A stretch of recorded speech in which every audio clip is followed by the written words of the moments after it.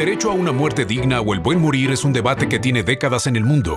Si bien en México continúa penado el llamado suicidio asistido, en 2009 fue publicada una reforma a la Ley General de Salud que prevé la aplicación de cuidados paliativos para enfermos terminales.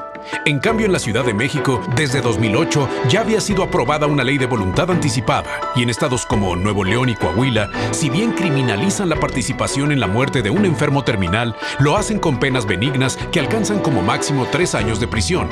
El ejemplo de la capital del país permeó a varias entidades y ya son 11 donde se cuenta con una ley similar: Aguascalientes, Chihuahua, Coahuila, Colima, Ciudad de México, Estado de México, Guerrero, Hidalgo, Michoacán, Nayarit y San Luis Potosí. Es un tema efectivamente de gran debate durante muchos años y teníamos que tocarlo aquí en Ruta 44. Saludo con mucho gusto al doctor Guillermo Arechiga Ornelas. Él es especialista en medicina del dolor y cuidados paliativos. Doctor, bienvenido. Carlos, muchas gracias. Muchas gracias por la invitación. Es un tema realmente sensible y de un debate, yo diría, de décadas. En otros países parece que van más avanzados que en México, lamentablemente. A mí no me parece que sea tan de avanzada. Habrá que partir de los principios básicos y fundamentales sobre lo que estamos hablando. Me parece que en este inicio del programa es muy claro lo que es la voluntad anticipada. La voluntad anticipada donde el paciente expresa verdaderamente lo que quiere y lo hace a través de testigos en una conciencia plena y donde prácticamente los médicos y los familiares lo vemos todos los días en el tema de cuidados paliativos. Yo me quiero ir a mi casa a morir. Yo no quiero que me intuben. No debería de ser de avanzada algo que es un derecho fundamental a decidir qué quieren hacer y qué quiere ese paciente. En lo personal hemos decidido por nuestros familiares, mis pacientes que han sido mis propios familiares han dicho no me intubes y además que no me intubes, que no se prolongue esta situación. Cuando los familiares en un deseo de mantener ese ser querido, por otro lado, prolongan ese sufrimiento, entonces están haciendo un acto violatorio del deseo del paciente. Entonces ahora, habrá que legislar, ¿no? Claro. Ahora, doctor, ¿no entra también en contradicción con el tema ético de un doctor?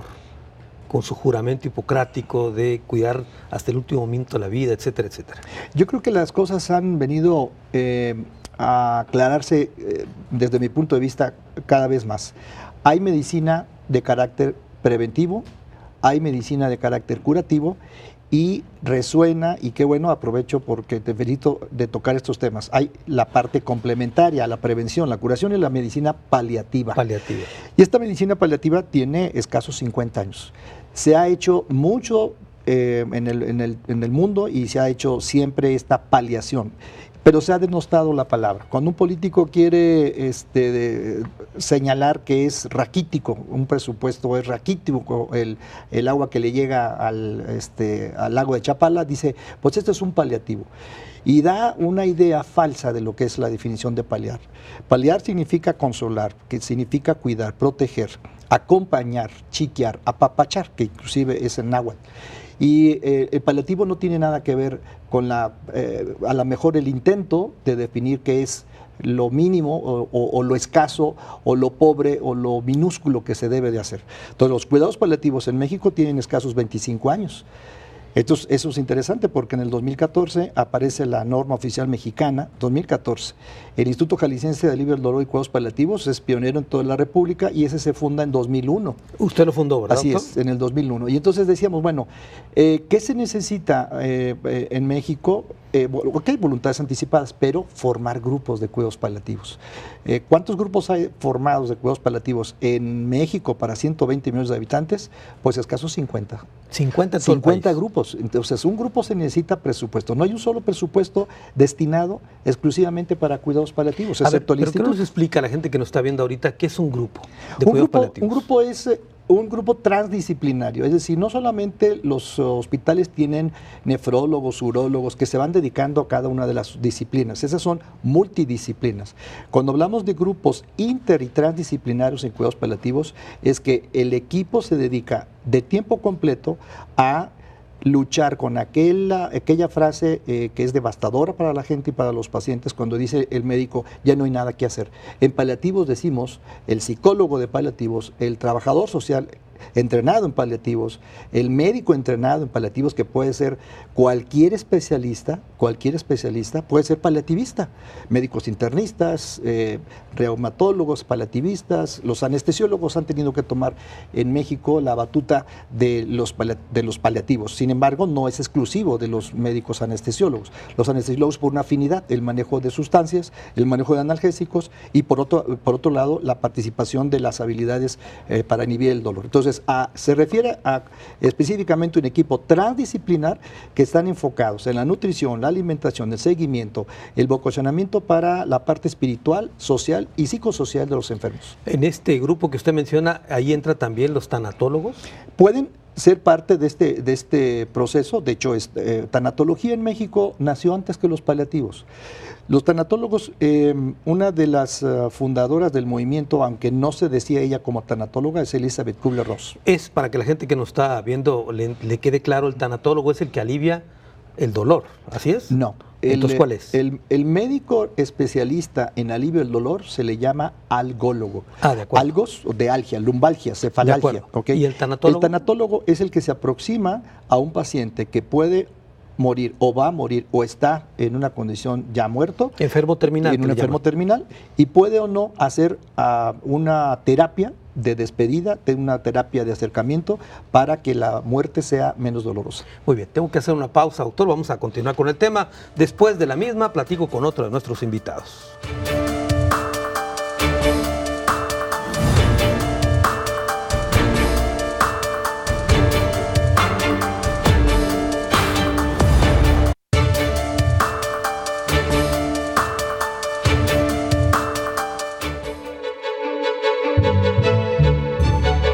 La ley de voluntad anticipada regula la ortotanasia, o también llamada muerte digna, es decir, el otorgamiento de medidas médicas paliativas que disminuyen el sufrimiento o que lo hacen tolerable, permitiendo así el apoyo emocional y espiritual a los enfermos terminales. Permite además a las personas decidir sobre el uso innecesario de instrumentos para mantener con vida a un enfermo en fase terminal.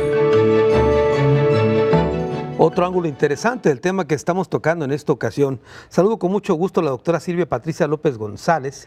Ella es investigadora, es de la Universidad de Guadalajara y trabaja en la Comisión Estatal de Derechos Humanos de Jalisco. Silvia, bienvenida. Gracias, muchas gracias por la invitación. A ver, hace un momento hablaba el doctor Guillermo Arechiga del tema de los derechos que tiene una persona, un enfermo en fase terminal, sí, a decidir sobre su vida. ¿Qué es lo que ven ustedes de este tema desde la Comisión Estatal de Derechos Humanos? Bueno, vemos un tema muy sensible, Carlos. El tema de la dignidad de la persona se debe de iniciar desde el momento de la fecundación y concluir pues hasta la muerte. Entonces, en ese momento, cuando el individuo, la persona ya no puede desarrollarse plenamente como ser humano, pues nos encontramos con que una de las posibles respuestas que ha dado el Estado es asegurarle una muerte digna. Entonces, nos estamos enfrentando a un tema de derechos humanos en donde sí estamos a favor, así se ha determinado también por las instancias internacionales, que hay un derecho al bien morir. Una persona, imagínate tú, que tiene un desarrollo psicológico, social, cultural, familiar, y en un momento dado, bueno, pues por causas de salud, puede ser porque haya tenido un accidente o por un desarrollo normal de la vida, pues pierde ya esas capacidades. Claro. Entonces ahí puede tomar la decisión, es una decisión personalísima, es una decisión que no puede ser inducida y debe ser valorada, debe de ser resguardada por el Estado a través de la norma. Claro, Silvia, aunque existen muchas barreras para que esto ocurra, ¿no? Por ejemplo, sí, desde el tema, yo le mencionaba al doctor, el tema ético, cuando un profesional de la medicina se niega a practicarlo en función de invocar cuestiones profesionales de ética, ahí está una barrera también que afecta a derechos. Sí, bueno, nosotros consideramos que la objeción de conciencia se debe respetar. Es decir, es un médico efectivamente que se le ha preparado, se ha capacitado y para defender la vida. Entonces, quizás sea una cuestión pues de ética personal en donde tiene todo su derecho de decir yo no puedo aplicar. Pero se violenta el derecho también del paciente.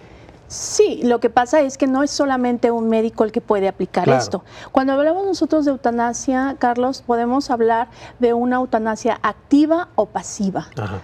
A ver, ¿por qué no nos explicas las dos? Sí, cuando nosotros decimos que la persona tiene ese derecho al bien morir, puede ser que se lleve a cabo por un no hacer, que podría ser, como decía el doctor hace un momento, por no llevar a cabo, por ejemplo, este sistema de tubos, ese sistema de respiración artificial, tal.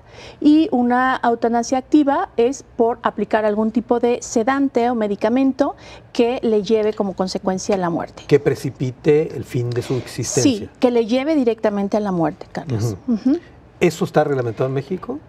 No, nosotros aún tenemos, bueno, pues ya varias iniciativas, como tú lo mencionabas en tu cápsula, en donde algunos estados ya prevén esa voluntad anticipada, en donde cada individuo, de una manera muy personalísima, determina, puede ser ante un notario, con testigos, etcétera, si en un momento dado de su vida que se encuentra en esta situación alterada de la salud, completamente, pues decida la eutanasia. Ahora, existen también otros elementos como barreras para hacer posible esta voluntad.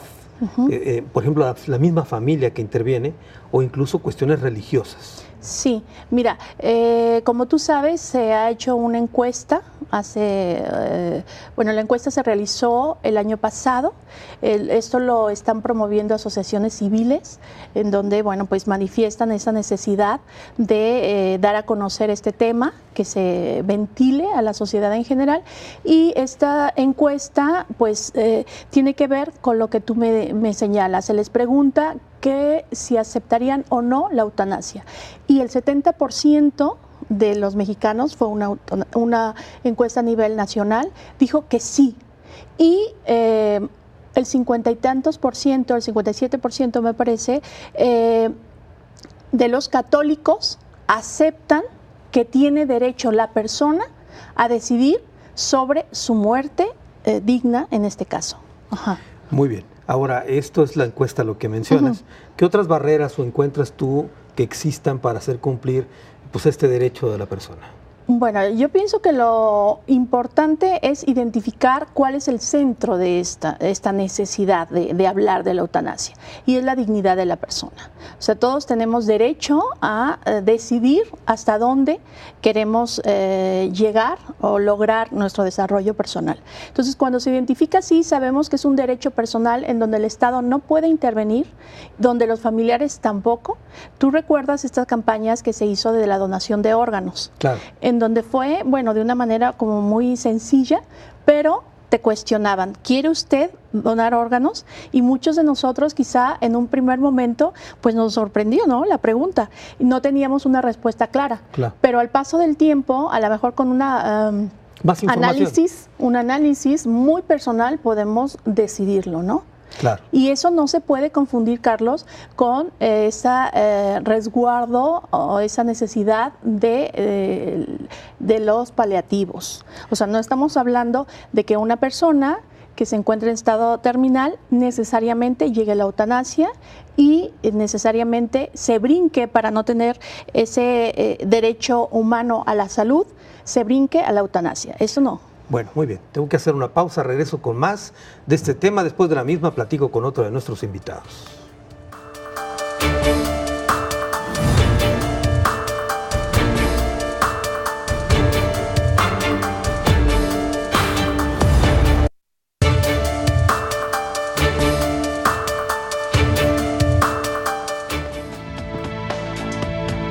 En el Congreso de Jalisco permanece congelada desde 2015 un proyecto de ley de muerte asistida que en teoría permitiría a pacientes terminales decidir sobre los tratamientos que los mantienen con vida. Hasta ahora, lo que el Código Civil en el Estado contempla es que una persona designe a un tutor para que cuide de su persona y sus bienes. Además, que mediante un trámite ante notario queden especificados los detalles de un tratamiento médico. Vamos a ver ahora los aspectos legales en torno a este tema tan polémico como ya lo hemos mencionado. Saludo con mucho gusto a Consuelo Robles Sierra. Ella es diputada local del Partido Movimiento Ciudadano. Diputada, bienvenida. Gracias. A ver, hace un momento hablábamos de lo que establece el Código Civil en Jalisco, pero tengo entendido que incluso había una iniciativa en el Congreso que se presentó desde el 2015 y luego quedó en la congeladora y no sé en qué ha ido y de qué se trata esta iniciativa. Bien, la iniciativa quedó en el 2015, la presenta la diputada Rocío Corona Nakamura. ¿De qué es? ¿De qué habla? Es voluntad anticipada, Voluntad es la ley anticipada. de voluntad anticipada y contempla pues, exactamente la voluntad del paciente en casos terminales o en casos extremos como lo de la muerte y aún no está dictaminada. Se encuentra aún en comisiones y no sabemos cuándo va a salir a la luz. Nosotros presentamos igual desde la Comisión de Higiene y Salud Pública la iniciativa para una nueva ley de salud para el Estado, donde también mencionamos la misma cuestión, pero desde el ámbito de la salud y en el sentido de la capacitación de todos los profesionales de la salud y la sensibilización que tienen que tener en casos de enfermos terminales y de cuidados paliativos. Es decir, esta iniciativa de nueva ley de salud ya contemplaría el espíritu de la otra que menciona. Sí, contempla el espíritu de la otra sin entrar en el ámbito legal de si es un notario, de los familiares, nada. El ámbito exclusivamente de la salud y la capacitación de los profesionales de la salud para que puedan asistir a los pacientes, ¿no? En el ámbito médico, en el ámbito espiritual y darles una muerte digna en un momento determinado. ¿Cuál es el marco legal que hay ahorita en Jalisco? ¿Ahorita es penado hacer esto? Es decir, ¿se castiga con pena de prisión, etcétera? Voluntad anticipada quiere decir que tú puedes ordenar a tu médico que no haga ninguna maniobra de resucitación en el caso de que tú te pusieras mal y que tu muerte fuera inminente. El problema en Jalisco es que los pacientes pueden expresar esta voluntad, decirla al paciente, firmar una hoja donde diga que no quiere técnicas de resucitación ni que se haga ningún tratamiento.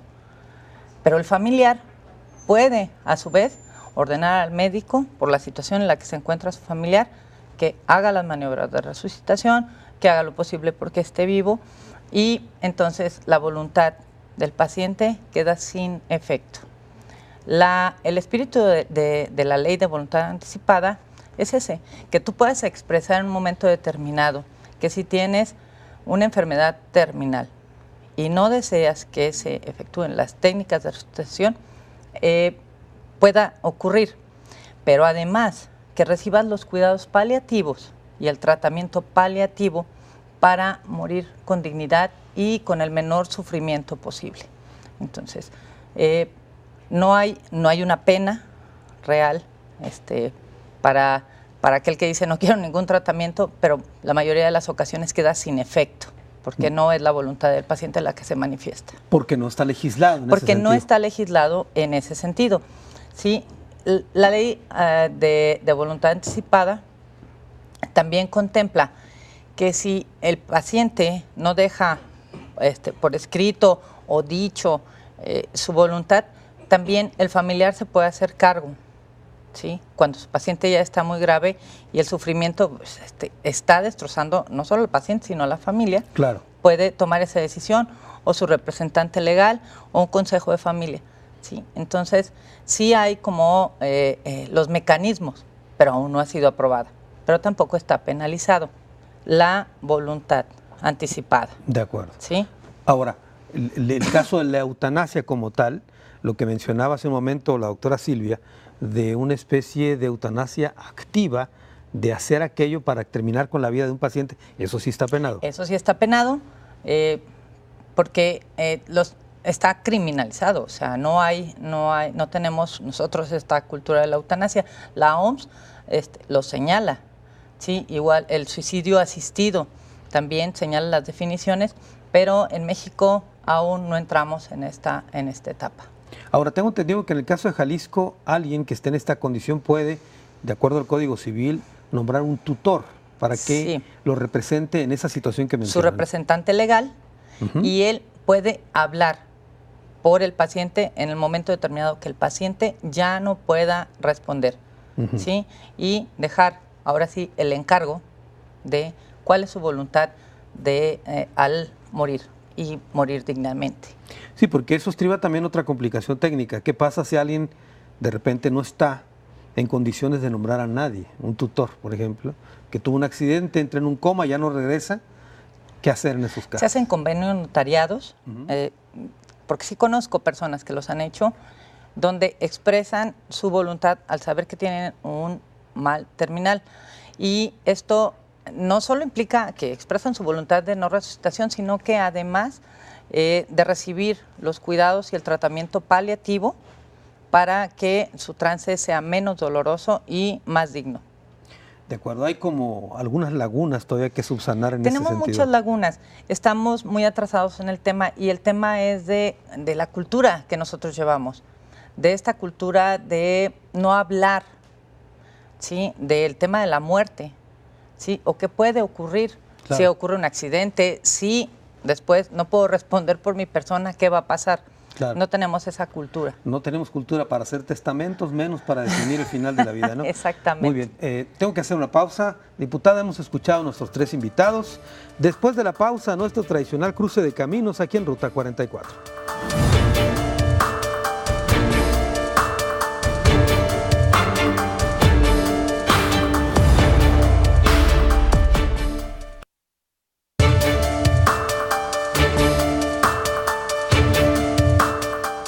El fin de la vida, derecho a decidir, es el nombre del programa hoy aquí en Ruta 44. Y doctor Guillermo Arechiga Ornelas, de Medicina del Dolor y Cuidados Paliativos, ¿eutanasia es lo mismo de lo que hemos estado hablando o es distinto? Es distinto. Nosotros en la Universidad de Guadalajara y la medicina en general pensamos que hay que sacralizar la vida. Y el sacralizar la vida significa el respeto a la misma. Pero por otro lado, entendemos que si no existe una difusión, una educación y un acceso en los temas de cuidados paliativos, va a ser muy complicado que nos brinquemos ese paso. Voy a poner el ejemplo. Hay temas interesantes que deben de legislarse, como la sedación paliativa. La sedación paliativa que no es eutanasia. Eutanasia ya se fue bien definido. Es la acción deliberada con un fármaco para acabar el sufrimiento por piedad. Eso está fuera de discusión, es lo que no queremos en cuidados paliativos, no podemos brincar. Los países de avanzada, según de avanzada, han disminuido las solicitudes de eutanasia cuando aparecen los cuidados paliativos. Entonces el antídoto para la eutanasia son los cuidados paliativos. Lo que queremos es la ortotanasia y no la distanasia. Distanasia es mal morir. Morir con convulsiones, con sangrado, solo, abandonado, que en una cama fétida, etcétera, etcétera. Eso es distanasia.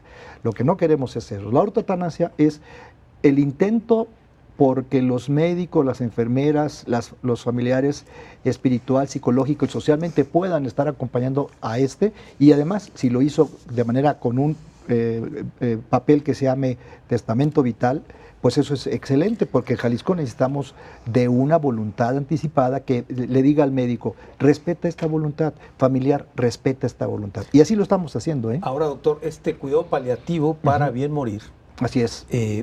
¿No es complicado en un país donde su sistema de salud está a punto del colapso? Me refiero porque esto prolonga la vida, obviamente, y es más costoso. Me refiero al sector público. Claro, los cuidados paliativos tienen que ver con alivio del dolor y 18 síntomas. Entonces, es difícil que podamos nosotros decir alivio del dolor voy a poner el ejemplo, en Tepatitlán tienen sulfato de morfina, en la zona Huichol tienen sulfato de morfina como el estándar. Y es cuando ves que ese derecho fundamental, que es el alivio del dolor, entonces no está llegando. No podemos aniquilar la vida por un pretexto de falta de morfina, brincando los cuidados paliativos, porque entonces nos quedamos en una enseñanza a los estudiantes de que ese elemento sagrado que es la vida, hoy utilitaristamente la acabamos. Muy bien. Silvia Patricia López, se ha debatido demasiado el tema del inicio de vida y muy poco el final de la vida, ¿no? Se habla mucho del aborto, etcétera, al inicio, pero ¿consideras que se ha hablado muy poco respecto al final? Bueno, yo pienso que cada vez más. Y la experiencia nos llega del ámbito internacional. Pero sí me gustaría, Carlos, que centráramos la atención cuando hablamos de eutanasia en la dignidad de la persona, no en la salud de la persona.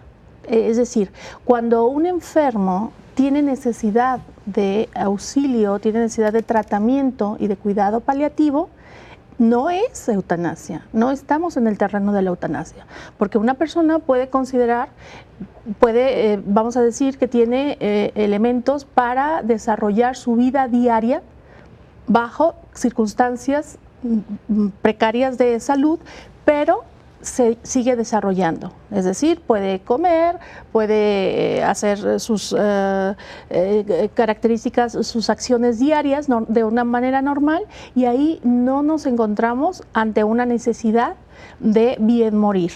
Entonces son cosas diferentes. Cuando nosotros hablamos del tema de la eutanasia, ya nos encontramos al límite en donde ya no hay un desarrollo de vida. Casos de parapléjicos, casos de personas que han perdido completamente incluso la noción, la conciencia. Entonces ahí sí, porque el Estado tiene un derecho a resguardar la salud.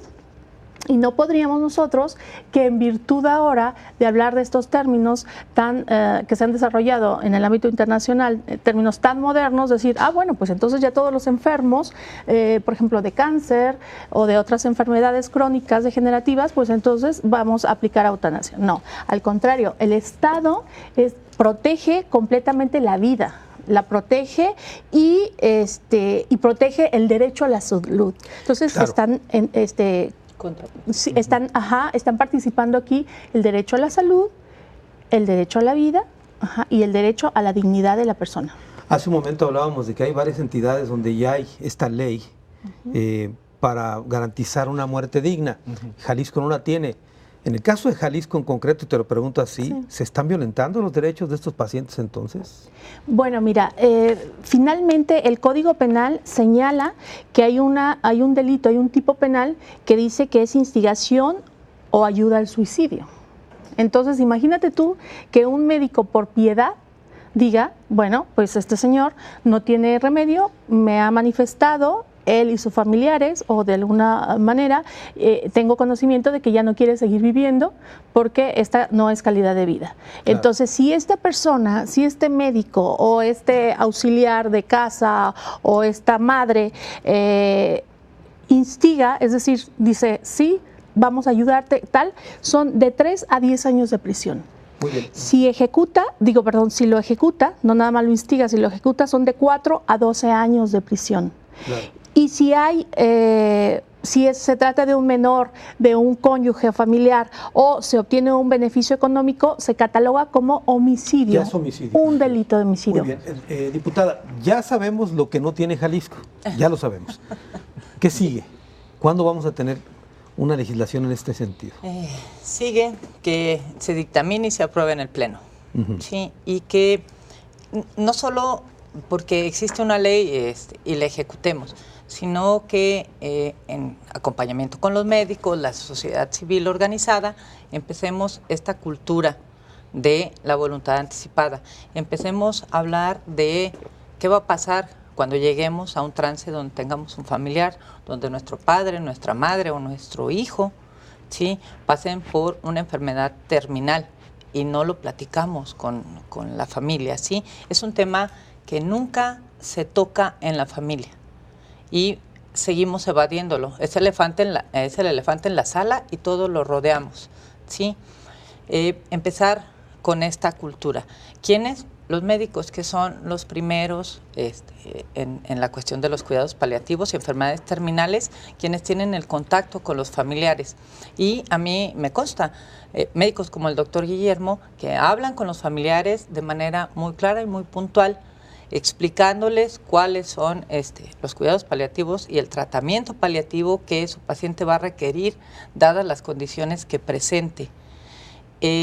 Hablar de la cultura, que la ley se apruebe y que empecemos a tener esta conciencia de que todos vamos a morir algún día. Ahora, es efectivamente la ley, pero según lo que usted nos está comentando, primero hay que trabajar en impulsar una cultura, información, para que la gente entienda esto. Sí, existen en el número de leyes en nuestro estado y en nuestro país, y los tratados internacionales, pero jamás terminamos de permear y de entrar en la comprensión de las personas, de los ciudadanos, ¿sí? Que siguen desconociendo que existen. ¿Qué es lo que tenemos que empezar? Tenemos que empezar a trabajar a ras de suelo. Cuando los pacientes llegan al hospital, cuando dentro de nuestra misma familia sabemos que podemos pasar por ese trance, empezar a platicarlo y a generar esta cultura. No en el sentido fatalista, sino en el sentido de la prevención de lo que puede ocurrir. Claro. Hablabas de que no hacemos testamento. Sí, la gente no hace testamento porque es como si firmara una sentencia de muerte. No tenemos esa cultura. La cultura de la voluntad anticipada tiene que empezar hablándose dentro de la familia, claro, y hablándose en las escuelas, en los hospitales. Claro, no sacar la vuelta al elefante que dice que está en la sala. Tengo que hacer una pausa, regreso con más de este tema.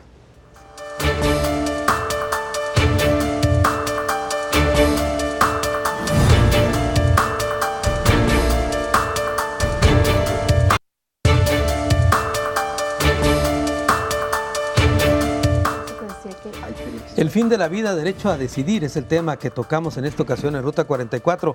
Doctor Guillermo Arechiga Ornelas, ¿quería comentar algo sobre esta sedación? Sí, sedación paliativa es un tema que también, aprovechando que está aquí la diputada Consuelo, pues es un tema que también tenemos que legislar.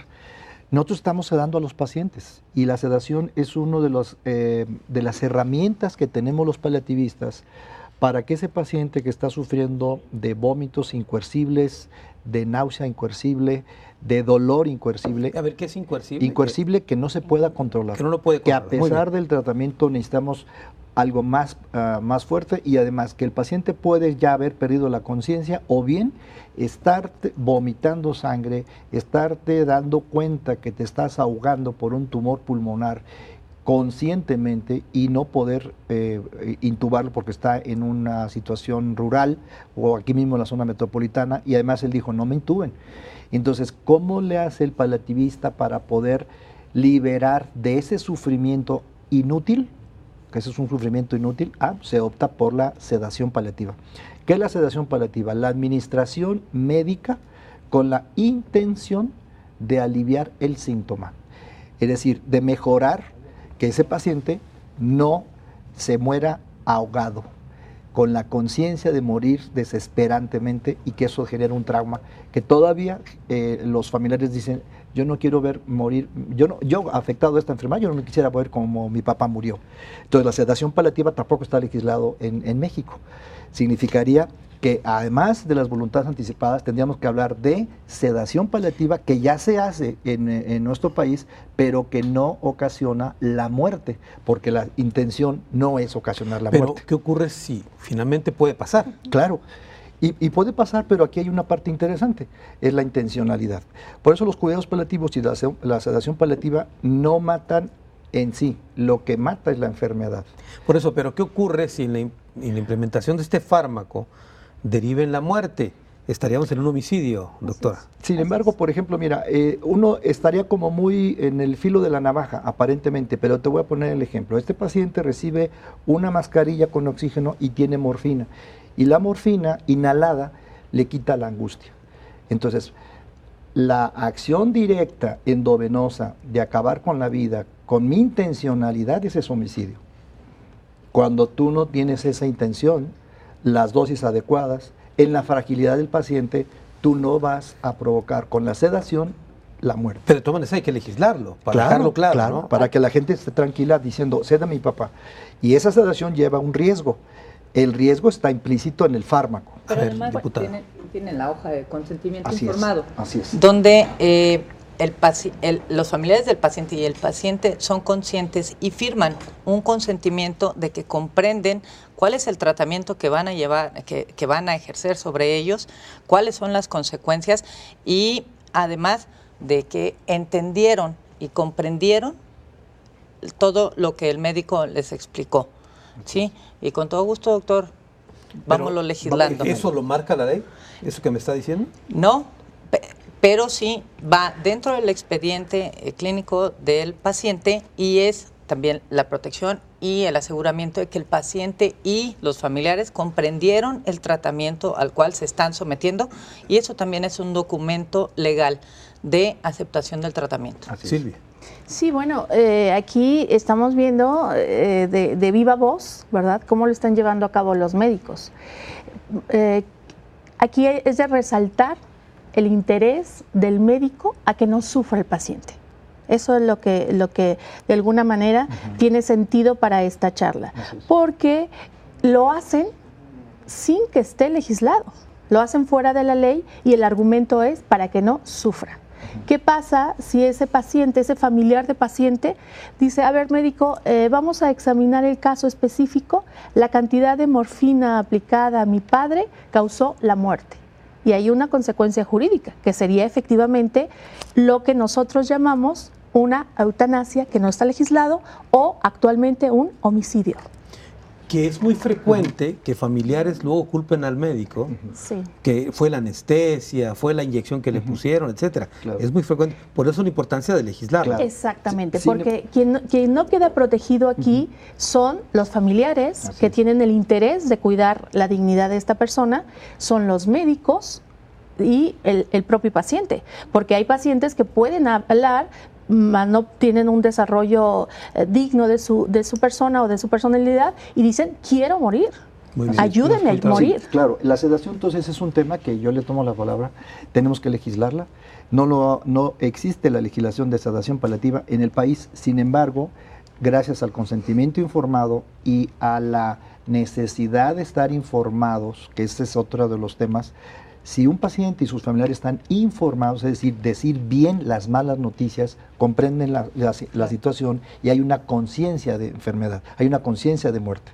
hay una conciencia de lo que está pasando y que además yo le pido, por favor, doctor, que me ayude a bien morir. Bien morir no es agarrar la jeringa y pasárselos.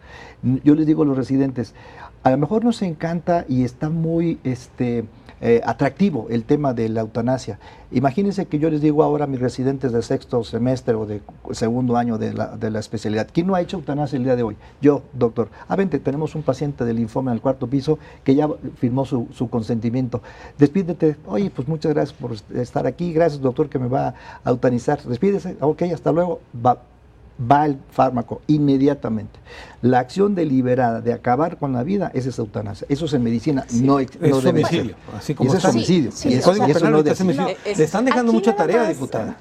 No, bueno, tenemos ahorita en la mesa el dictamen para la aprobación de la nueva ley de salud que acabamos de proponer en el Pleno del Congreso. Entonces creo que es el momento adecuado Así es. para hacer una legislación efectiva. ¿Y no sería importante también rescatar la otra iniciativa congelada? Sí, solo que la ley de voluntad anticipada escapa al tema de salud estrictamente, ¿sí? En el tema de salud solo Pero es complementario, diputada. es complementario, pero nosotros ya lo incluimos el tema de salud dentro de la ley, la nueva ley de salud en la propuesta, donde es la capacitación de los profesionales del ámbito de la salud y para que estén ellos atentos a la voluntad anticipada, al tratamiento y cuidados paliativos de los pacientes. Lo que me quiere decir es que esta ley de salud haría innecesaria la otra iniciativa. No, haría la parte de salud, de cuidados paliativos que se requieren y la capacitación del personal, ¿sí?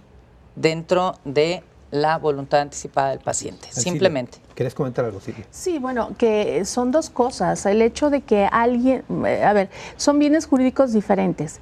El bien jurídico vida se protege a través de los tipos penales, por ejemplo, el homicidio, ¿verdad? Que penaliza la privación de la vida, también la instigación al suicidio y el suicidio no se encuentra penalizado. ¿Por qué? Porque es una voluntad, pero la instigación sí. El que otro le diga, oye, deberías de acabar con tu vida, eso sí. Entonces, el Estado defiende y protege la vida, pero por supuesto. El suicidio asistido no existe entonces ahí. No existe, la OMS lo contempla ya como definición, pero en México no existe. Para los paliativistas lo equiparamos igual a eutanasia. Si el médico, con toda la alevosía, sabiendo que ese fármaco con una enfermera a las dosis excesivas, le digo al paciente y el paciente lo hace, para los paliativistas nos queda muy claro que es eutanasia. Y para el Código Penal de Jalisco es homicidio. Vamos a la pausa y regreso a las conclusiones del programa.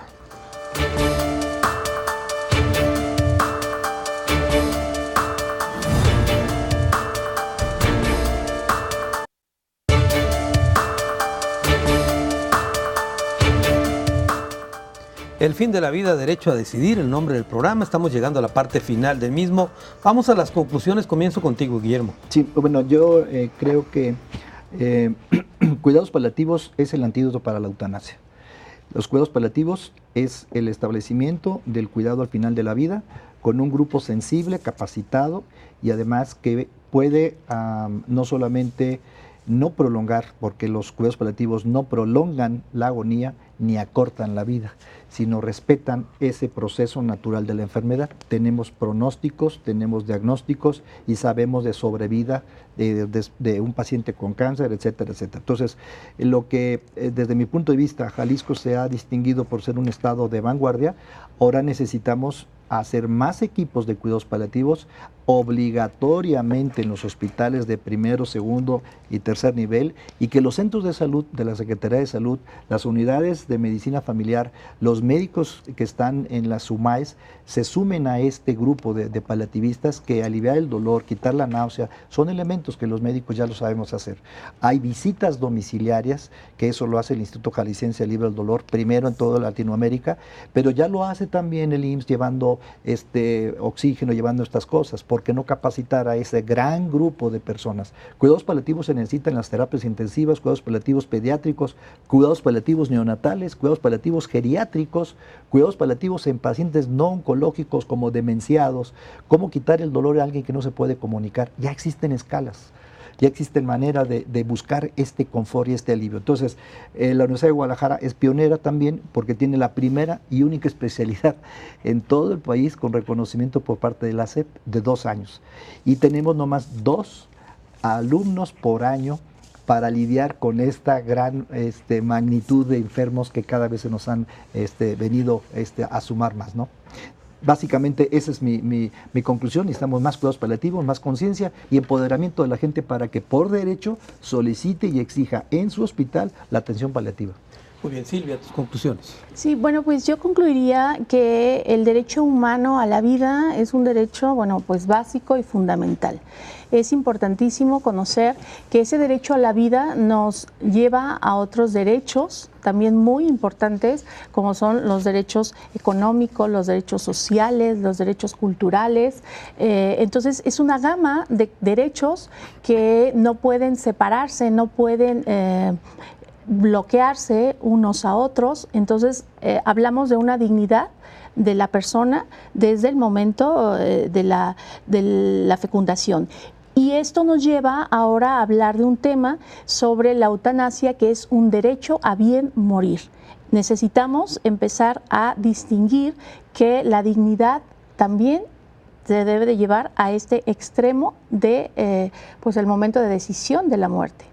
Claro, y en ese sentido, ¿tú impulsarías que se legislara al respecto también? Sí, es necesario legislarlo. Esta voluntad anticipada me parece un medio muy adecuado porque el propio ciudadano puede decidir cuando tiene esa posibilidad, es decir, con bastante anticipación, puede decidir y por los medios jurídicos adecuados, que ya se ha comentado que la vía del notario es muy acertada, sobre qué pasaría en un momento dado, cuál es su decisión acerca de ese momento, claro, que nadie quisiéramos llegar, o sea, pero finalmente ahí está, ¿no?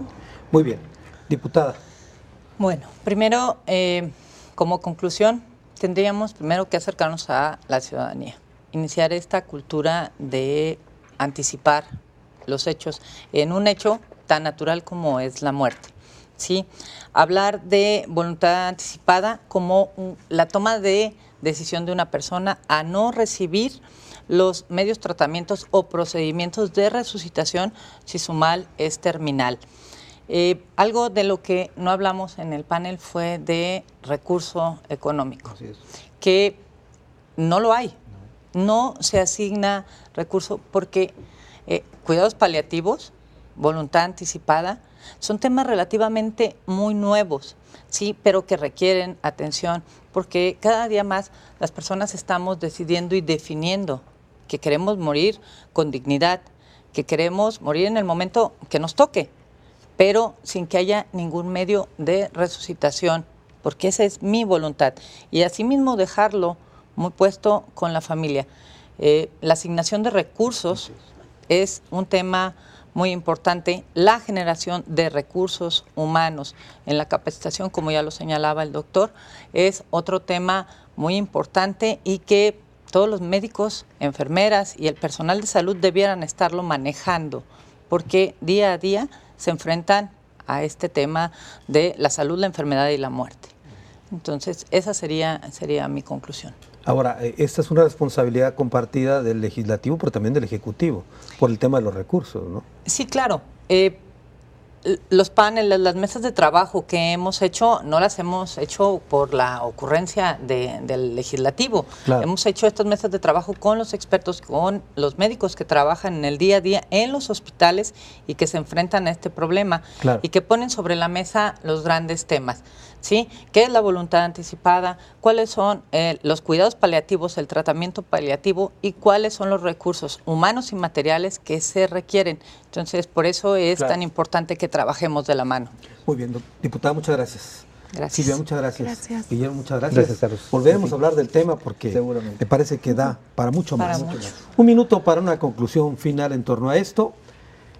11 estados del país y la Ciudad de México ya cuentan con una ley de voluntad anticipada y Jalisco todavía no la tiene. Hay que trabajar, como ya dijo la diputada, en ella. Hay también un tema legal con los profesionales de los cuidados paliativos que atienden a estas personas en enfermedad terminal y que viven trabajando todos los días en un delgado hilo que los puede llevar incluso a denuncias legales por civil, asuntos civiles, por daño, etcétera, y hasta penales que pueden terminar en prisión. Esas son las cosas que hay que atender, pero es un tema que deben de atenderlo ya, inmediatamente las autoridades, porque voy a utilizar el ejemplo que nos puso la diputada.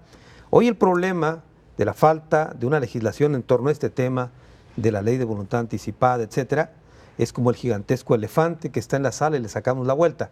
Bueno, con todo respeto, el elefante gigantesco está ahorita en el patio central de Palacio y también en el Congreso del Estado. Hasta la próxima.